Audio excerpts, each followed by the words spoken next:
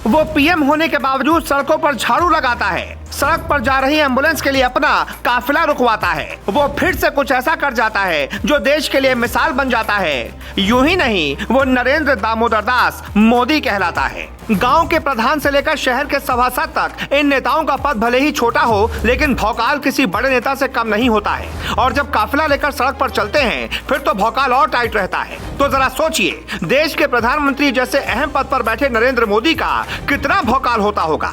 लेकिन एक प्रधानमंत्री होने के बावजूद कभी कभी नरेंद्र मोदी कुछ ऐसा कर जाते हैं जो जनता का जहां दिल जीत लेता है, तो वहीं तमाम बड़े से बड़े नेताओं से लेकर छुटभैया नेताओं तक के लिए मिसाल बन जाता है कि यूं ही नहीं, कोई नरेंद्र मोदी बन जाता है।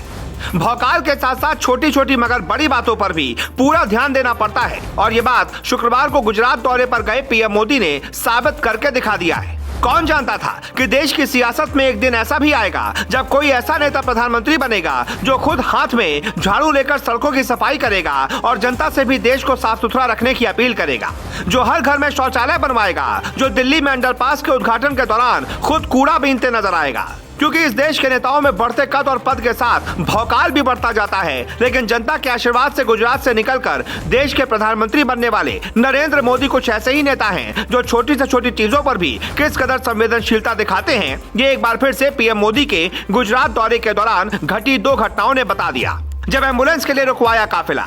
इस देश ने ऐसी कई खबरें देखी और सुनी होंगी जब नेताओं के लंबे चौड़े काफिले की वजह से मरीजों को ले जा रही एम्बुलेंस को भी अपनी रफ्तार पर ब्रेक लगानी पड़ जाती है।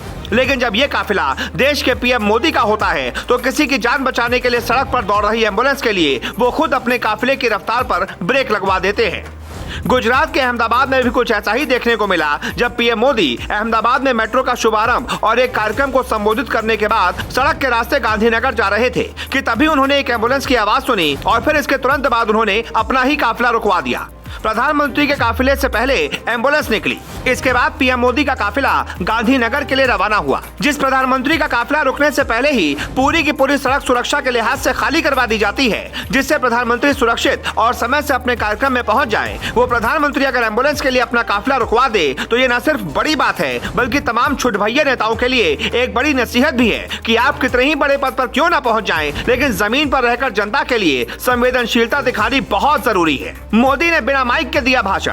ये बात तो आप जानते ही हैं कि रात 10 बजे के बाद डीजे और लाउड स्पीकर बजाने की मनाही है। यहाँ तक कि कोई नेता रात को रैली या किसी बड़े मंच पर भाषण भी नहीं दे सकता। लेकिन एक हकीकत ये भी है कि ये नियम कानून सिर्फ आम जनता के लिए होते हैं। बड़े से बड़े नेता अक्सर इन छोटे बड़े नियम कानूनों को चुनावी रैलियों में तोड़ देते हैं, लेकिन जब बात नरेंद्र मोदी की होती है तो वो खुद सबसे पहले इन नियमों का पालन कर एक मिसाल पेश करते हैं। तब जाकर जनता से अपील करते हैं वो भी इन नियमों का पालन करे। तभी तो पीएम मोदी शुक्रवार को देर से राजस्थान के माउंट आबू में पहुंचे और उन्हें मंच पर पहुंचते पहुंचते रात के 10 बज गए। लेकिन इसके बावजूद भारी भीड़ अपने नेता और पीएम नरेंद्र मोदी को सुनने के लिए बेकरार नजर आ रही थी। जनता का यही प्यार देखकर पीएम मोदी रैली को संबोधित करना चाह रहे थे, लेकिन 10 बजने की वजह से वो माइक लेकर जनता को संबोधित नहीं कर पाए, क्योंकि रात 10 बजे के बाद आप किसी भी रैली को संबोधित नहीं कर सकते। यही वजह है कि पीएम मोदी ने भी जनता का प्यार देखकर कुछ देर के लिए ही सही भाषण तो दिया, लेकिन बिना माइक के, और जनता से माफी मांगते हुए नजर आए। कहा, मुझे पहुंचने में देरी हो गई, 10 बज गए हैं। मेरी आत्मा कहती है कि मुझे कानून और नियम का पालन करना चाहिए और इसीलिए मैं आप सबसे क्षमा मांगता हूं, लेकिन आपको विश्वास दिलाता हूं कि मैं यहां फिर आऊंगा और आपका ये जो प्यार है उससे मैं ब्याज समेत चुकता करूंगा। पीएम मोदी ने कानून का ख्याल रखते हुए रात 10 बजे के बाद माइक पर भाषण नहीं दिया, जो उन नेताओं के लिए भी एक बड़ी नसीहत है जो रात के 10 बजे के बाद भी चुनावी रैलियां और रोड शो करते नजर आते हैं। तो वहीं डीजे और लाउड स्पीकर भी बजाते नजर आते हैं। उन्हें कम से कम अपने पीएम से सीखना चाहिए कि कैसे नियम और कानून का पालन किया जाता है।